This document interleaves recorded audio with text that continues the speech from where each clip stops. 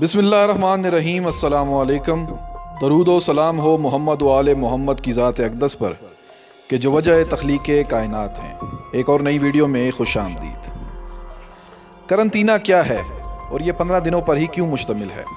ये कब और कैसे शुरू हुआ? इंसानी जिस्म के अंदर कितने बैक्टीरिया हैं? बैक्टीरिया और वायरस में क्या फ़र्क होता है? ये हैरत अंगेज़ मालूमात जानने के लिए वीडियो को आखिर तक ज़रूर देखिएगा। आप देख रहे हैं दुनिया जहान अली शिराज के साथ। वीडियो में मज़ीद आगे बढ़ने से पहले हमारे चैनल को सब्सक्राइब कर लीजिए और साथ में बनी ना बजने वाली घंटी के निशान को भी दबा दीजिए। नाज़रीन कराम, दुनिया में जब इंसान ने सफ़र के समंदरी ज़रिए ईजाद कर लिए, बहरी जहाज़ बनाए और बरे आज़मों से राब्ते में आ गए। ये बहरी राब्ते एक खित्ते की बीमारियाँ दूसरे खित्तों तक पहुँचाने लगे। यूरोप में ताउन फैला तो इसने एशिया और अफ्रीका को भी लपेट में ले लिया। टीबी आई तो ये मेडिटेरियन सी तक पूरी दुनिया में लाशें बिछाती चली गई। चेचक, खन्नाक, काली खांसी और खसरा आया तो ये भी चंद माह में पूरी दुनिया में फैल गया। इंसान ने इन अमवात से सीखा, आप हर शख्स को फौरी तौर पर अपने शहर, अपने मुल्क में दाखिल ना होने। चुनाचे समंदरों के किनारे अहाते बना दिए गए और बहरी जहाज़ों से उतरने वाले लोगों और अमले के लिए 40 दिन इन अहातों में रहना लाजिम करार दे दिया गया। ये 40 दिन क्यों? इंसान ने तजुर्बों से सीखा कि हमारे जिस्म में 40 दिन बाद हर चीज़ तब्दील हो जाती है।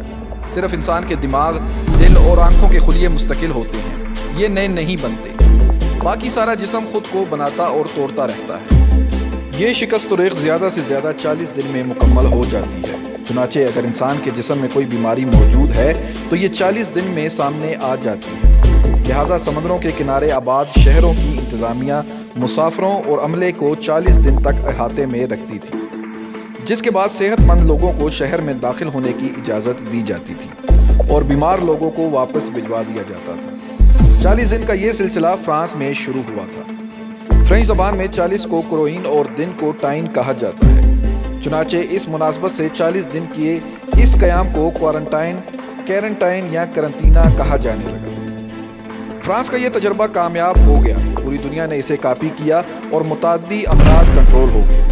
लेकिन फिर कोलंबस ने 1492 में अमेरिका दरियाफ्त कर लिया, जिसके साथ ही वो लोग भी दुनिया से मिल गए। ये लोग इस वक्त तक जानवरों के साथ रहते थे। उनमें शादी का इंस्टीट्यूट भी मौजूद नहीं था। ये जानवरों की तरह इख्तिलात करते थे, लिहाजा इनमें वो तमाम बीमारियां मौजूद थीं जिन पर हमारी दुनिया काबू पा चुकी थी। चुनाचे कोलंबस जब अपने साथियों के साथ अमेरिका से वापस लौटा तो ये तमाम बीमारियां भी साथ ले आया। 16वीं और 17वीं सदी में फ्रेंच, पुर्तगाली, डेनिश, ब्रिटिश और डच जहाज़रान भी अमेरिका पहुंच गए। ये भी वापसी पर बीमारियों के तोहफे ले आए। चुनाचे एक ऐसा वक्त आ गया जब पूरा यूरोप बीमार हो चुका था और ये बीमारियों से बचने के लिए फ्रांस की तरह हर पोर्ट पर करंतना बनाने पर मजबूर हो गए। बहरी सफ़र करने वाला हर शख्स इस करंतना में 40 दिन पूरे किए बगैर मुल्क में दाखिल नहीं हो सकता था। 1928 में एंटीबायोटिक ईजाद हो गई।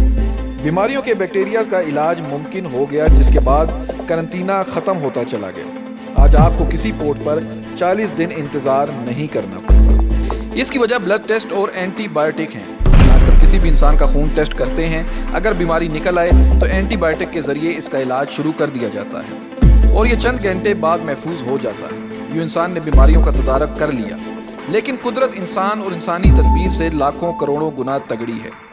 चुनाचे इसने नए अंदाज से हमले शुरू कर दिए। बैक्टीरिया के बाद वायरस शुरू हो गए।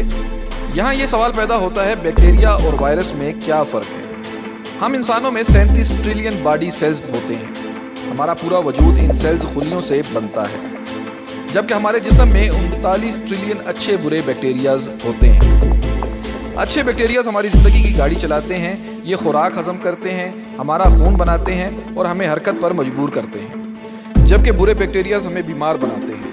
ये हमें कमज़ोर और लागर करते हैं। हमारे जिस्म के बुरे बैक्टीरिया, मसलन पस पैदा करने वाले बैक्टीरिया, एंटीबायोटिक से हलाक हो जाते हैं, जबकि वायरस बैक्टीरिया से मुख्तलिफ होते हैं। इस पर एंटीबायोटिक का असर नहीं होता। ये हमें बीमार किए बगैर ख़त्म नहीं होता। चुनाचे इंसान को जब भी वायरल अटैक होता है तो अद्वियात इस पर बेअसर हो जाती हैं। ये सिर्फ अपनी क़ुव्वत मुदाफ़ियत के ज़रिए ही बीमारी से बाहर आता है। इंसान ने वक्त के साथ साथ सीखा, वायरस ज़्यादा से ज़्यादा 14 दिनों में अपना आप दिखा देता है। یہ بیماری کو ظاہر کر دیتا ہے۔ آپ نے دیکھا ہوگا حکومتیں کورونا سے متاثر ہونے والے علاقوں سے آنے والے لوگوں کو 14 دن قرنطینہ میں رکھتی ہیں۔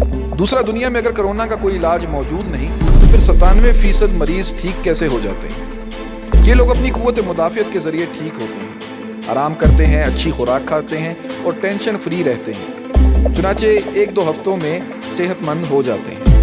باقی رہ گیا یہ سوال کہ حکومت انہیں آئسولیشن میں کیوں رکھتی ہے، تو اس کی صرف اور صرف ایک وجہ ہے، مریض کورونا کے وائرس دوسرے لوگوں تک منتقل نہ کر سکے۔